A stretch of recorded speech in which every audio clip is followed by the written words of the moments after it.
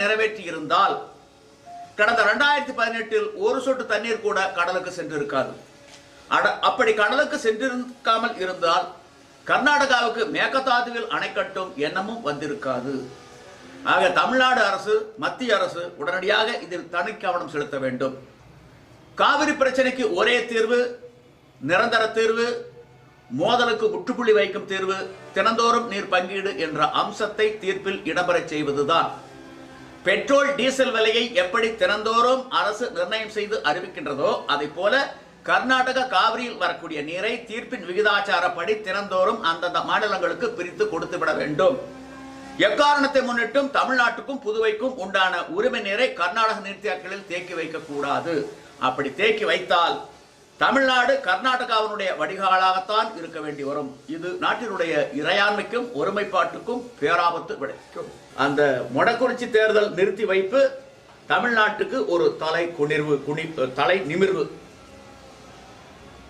2019 ஆண்டு பொது தேர்தலின் போது வாக்காளர்களுக்கு பணம் கொடுக்க முயற்சி செய்யப்பட்டது என்ற காரணத்தை காட்டி வேலூர் தொகுதியில் தேர்தலை தள்ளி வைத்து இப்போது அறிவித்து நடக்கும் சூழலில் இருக்கின்றது.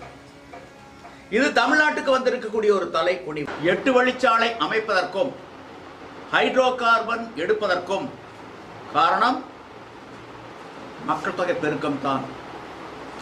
மக்கள் தொகை கட்டுக்குள் இருந்திருந்தால் 8 வழிச்சாலையும் தேவையில்லை, ஹைட்ரோ கார்பன் எடுக்க வேண்டிய அவசியமும் இல்லை.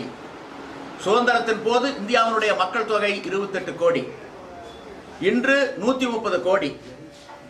பசுமை புரட்சி வந்தபோது 65இல் 60 கோடி. பசுமை புரட்சியை ஒரு ஊறுகாயாக பயன்படுத்தி இருந்தால் நாடு வல்லரசாகி இருக்கும். உணவாக பயன்படுத்தியதனுடைய விளைவு மக்கள் தொகை பெருகியது. ஒரு சாதனையை இந்தியா படைக்கப் போகின்றது 2027. அதுவும் ஐக்கிய நாடுகள் சபை அறிக்கையில் சொல்லி இருக்கின்றது. மக்கள் தொகையில் சீனாவை இந்தியா 2027 முந்தி முதலிடத்துக்கு வரப்போகின்றது என்பதுதான் அந்த சாதனை. மேட்டூர் அணை 86 ஆண்டு கால வரலாறு கொண்டது. 40 ஆண்டுகள் அணை நிரம்பி உபரி நீர் கடலுக்கு சென்றிருக்கின்றது.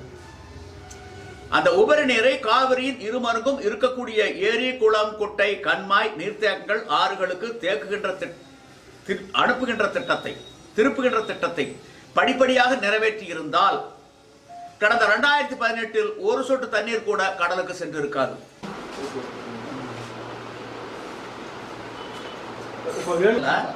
ஜவ்வரிசி கண்ணை பறிக்கக்கூடிய வெள்ளை வர வேண்டும் என்பதற்காக திருப்பூர்ல துணி விளக்க பயன்படுத்தக்கூடிய தலை நிமிர்வு தமிழ்நாட்டுக்கு. இது தலை குனிவு. வேலூர் தொகுதியில் தேர்தலை தள்ளி வைத்தது தமிழ்நாட்டுக்கு தலை குனிவு. மொடக்குறிச்சி தொகுதியில் தேர்தலை தள்ளி வைத்தது தமிழ்நாட்டுக்கு தலை நிமிர்வு. முத்துக்கொண்டிருந்தாங்க. நான் செயலாளராக 96 அப்ப எத்தனை ஈரோடு பாராட்டிட்டு போனார்.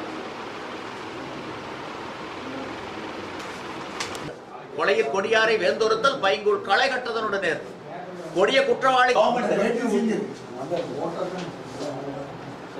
சட்டப்பேரவை உறுப்பினரும் தயாராக இல்லை. அவர் திமுக அவர்களா அதிமுக அவர்களா எந்த கட்சி சட்டப்பேரவை உறுப்பினர் தயாரா இல்லை. அதனால இந்த அரசுக்கு நித்திய கண்ட போர்னாய்ஸ்.